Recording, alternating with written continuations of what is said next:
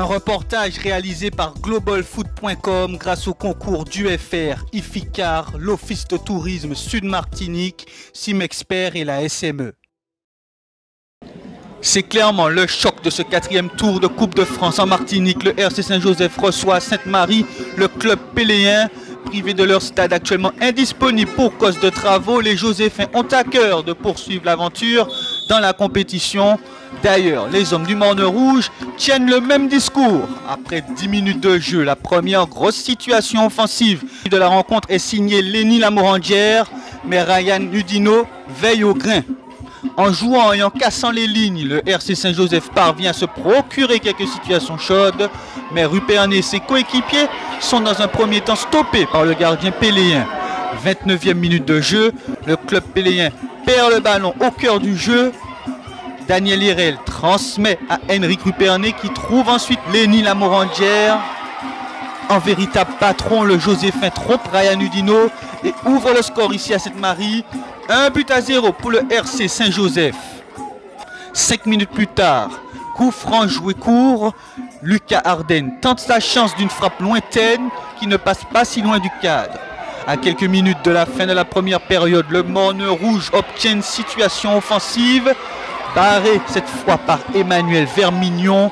Le club péléen ne se procure pas véritablement de danger à la fin de l'action. 1-0 à la mi-temps en faveur du RC Saint-Joseph.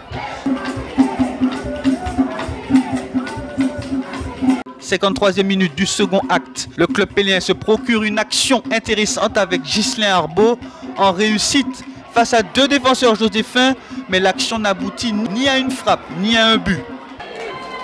2 minutes plus tard, après une récupération du ballon par Anthony Simonet, celui-ci tente sa frappe sans inquiéter Emmanuel Vermignon.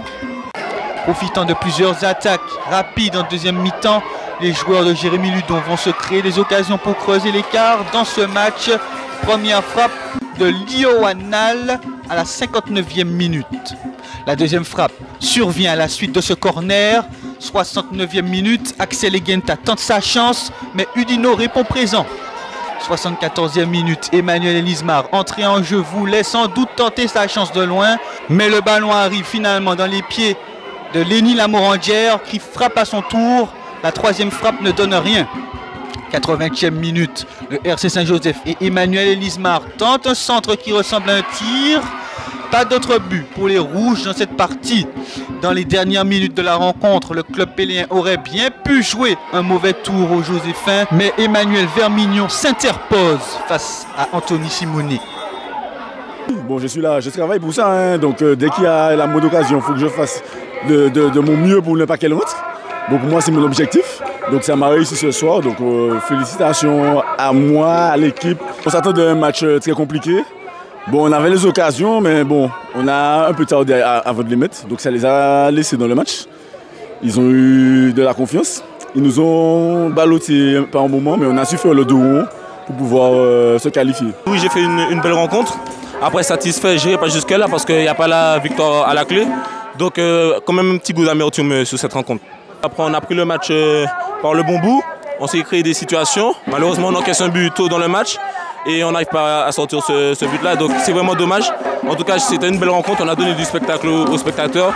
Donc on n'a pas rougi de notre performance, mais avec une pointe de déception quand même. Victoire 1-0 pour le RC Saint-Joseph qui poursuit ainsi l'aventure dans la compétition. La même soirée a vu l'Éveil éliminer le COT.